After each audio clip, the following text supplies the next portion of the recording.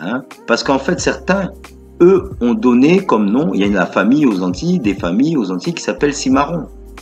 Donc, il y a des familles qui, au moment de prendre un patronyme en 1848, étaient bien conscients qu'ils étaient des Cimarrons et pas autre chose, donc amérindiens, Caraïbes, des nègres Caraïbes, des ethnies qui étaient là avant 1492 et bien avant 1635.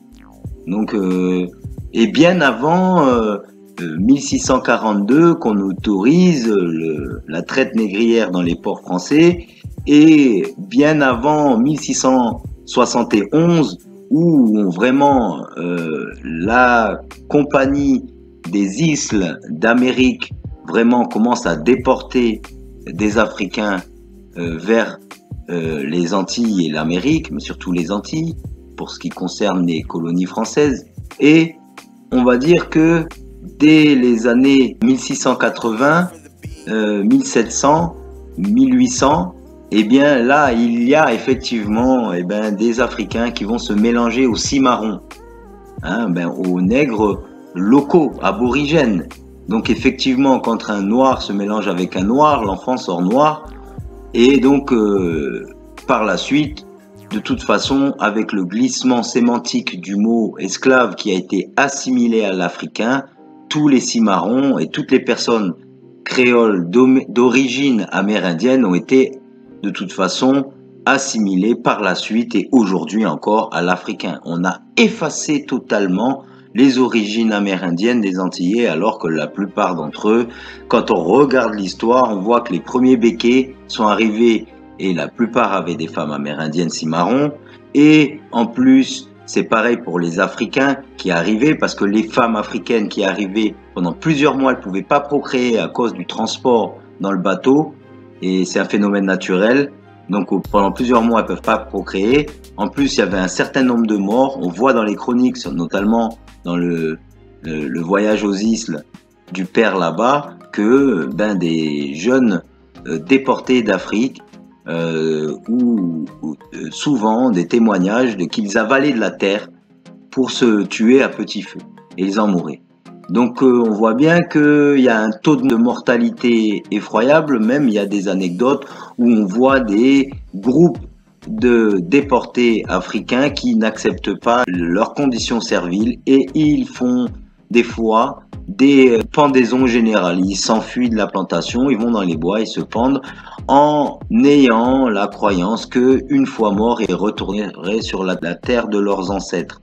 Donc on voit ce genre d'exemples donnés dans les chroniques des premiers colons, hein. Ce que j'explique, c'est que quand il y a des familles qui s'appellent Tikal, on va se moquer d'eux parce qu'en créole Tikal, ça veut dire un petit zizi, hein, donc un petit pénis, si on traduit littéralement. Mais en fait, si on regarde bien, Tikal, c'est une ville, on va dire une ville, un sanctuaire maya, très ancien, qui est dans la Caraïbe continentale, donc sur la terre ferme continentale de la Caraïbe. Donc on voit que dans la région du Mexique, du Chiapas et du Yucatan, il y a des traces de civilisation très très anciennes. Et donc Tikal, c'est un site très connu dans l'archéologie mésoaméricaine.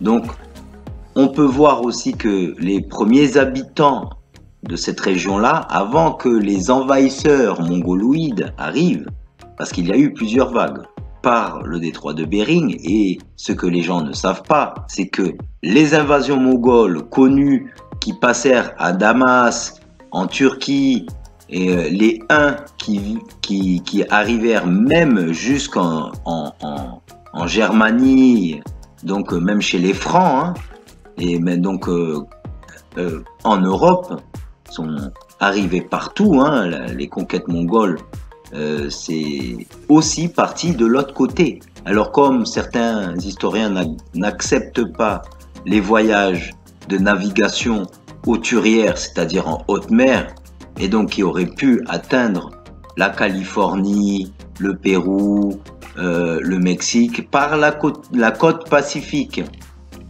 Et puis, on sait aussi que l'île de Pâques et que les habitants du Pacifique aussi ont pu, à un moment donné, dans un temps très reculé, émigrer sur le continent américain du côté Pacifique. Ça a été prouvé que ça a pu être fait, hein. Donc, il y a un très beau film qui a été fait sur ça, c'est Kon-Tiki. Je vous conseille d'aller le voir. C'est un mec, il a construit donc un navire avec les techniques du Pacifique de l'époque et tout, et donc quand même il a atteint les côtes de l'Amérique. Donc c'était pour prouver que c'était possible. Donc ce que je veux dire, c'est que quand on regarde les noms des Antillais, il y en a où il y a un indice sur l'origine amérindienne, même si ce qu'on peut appeler d'une certaine manière un hijacking, c'est-à-dire un braquage de culture, c'est-à-dire que les gens vous donnent une origine latine, à dire ah oui, Cimarron, donc c'est des origines espagnoles et machin et ceci. On vous invente des origines que vous n'avez pas. Y a plein de gens qui s'imaginent que la Guadeloupe ou la Martinique, c'est une majorité de métis, alors que non, hein.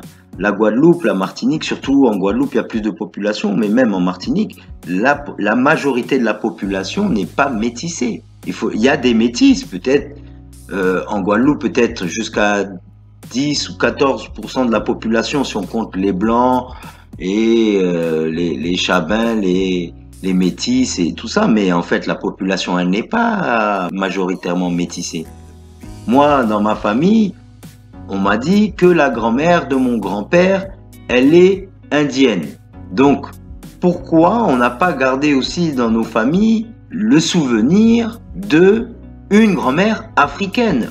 Souvent, quand je parle avec des compatriotes qui viennent des Antilles, il est très rare qu'on me dise qu'ils n'ont pas entendu leur famille leur dire qu'ils n'avaient pas une grand-mère indienne ou une mère indienne. C'est très très rare. Souvent, ils admettent qu'ils avaient aussi des ancêtres africains.